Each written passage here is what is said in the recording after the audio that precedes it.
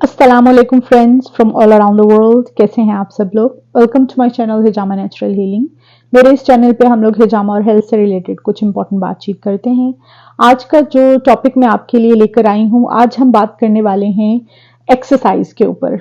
This is a very common question that I mostly get from people कि हिजामा करवाया है तो क्या इसके फौरन बाद हम एक्सरसाइज करने के लिए जा सकते हैं।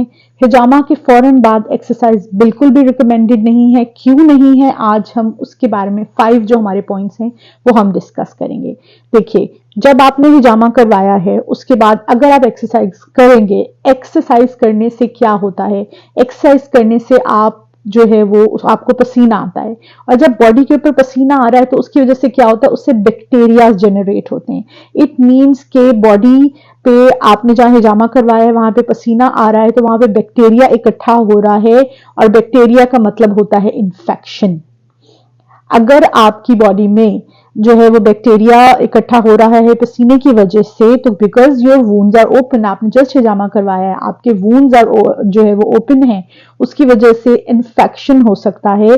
इसीलिए हाईली रिकमेंडेड है कि 24 आवर्स से 48 आवर्स तक प्लीज आप एक्सरसाइज से परहेज करें, एक्सरसाइज नहीं करवानी चाहिए। उसके बाद जो सेकंड पॉइंट है, व्हेन यू डू कपिंग, जाहिर है आपको माइल्ड ब्रूजेज और कईयों को स्पीयर ब्रूजेज होते हैं। एक्सरसाइज जब आप करते हैं, एक्सरसाइज की वजह से आपका ब्लड प्रेशर रेज होता है, आपका ब्लड फ्लो तेज होना शुरू हो जाता है। इस तरह से आपके जो ब्रूजेस हैं, एक तो उनके कलर्स भी डार्कर हो सकते हैं, एंड यू आपको पेन भी ज्यादा जो है वो हो सकती है, क्योंकि आपकी बॉडी जो है वो हिल रही है, फ्लक्चुएट कर रही है। तो हिजामा के फौरन बाद रेस्ट जो है वो ज्यादा रिकमेंड किया जाता है, ताकि जो ब्रूजेस हैं और जो पेन है उसको रिलीज किया जा सके, उसको आपको आराम मिले।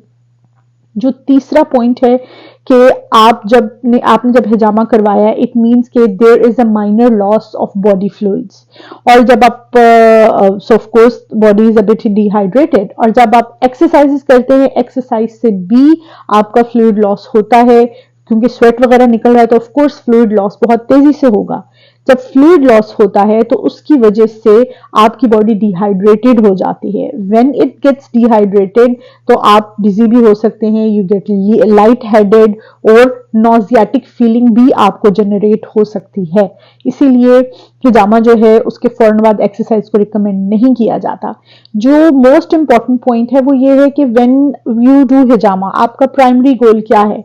आपका प्राइमरी गोल है डिटॉक्सिफिकेशन, और जब आप एक्सरसाइज करते हैं तो वो भी ऑटोमेटिकली आपके डिटॉक्सिफिकेशन के प्रोसेस में आ जाती है। और जब दो तरह से detoxification at the same time हो रही है, उससे बॉडी गेट्स ओवरबर्डन्ड। वो फिर ना आपको हिजामा के प्रॉपर रिजल्ट्स मिलते हैं, ना आपको एक्सरसाइज के प्रॉपर रिजल्ट्स मिलते हैं, क्योंकि बॉडी जो है उस पर बर्डन ज्यादा हो गया है। हिजामा वाला डिटॉक्सिफिकेशन कंप्लीट नहीं हुआ, आपने फिर से अब एक्सरसाइज स्टार्ट शुरू कर दी है, उसका भी डिटॉक्सिफिकेशन कंप्लीट नहीं होगा, so you will not get any benefits instantly after that. और उसकी वजह से क्या होता है, उसकी वजह से आप का may be sugar level down हो सकता है, मे बी आपका ब्लड प्रेशर डाउन हो सकता है, and if that is the case आप फेंट भी हो सकते हैं, आप जो है वो डिजी भी हो सकते हैं।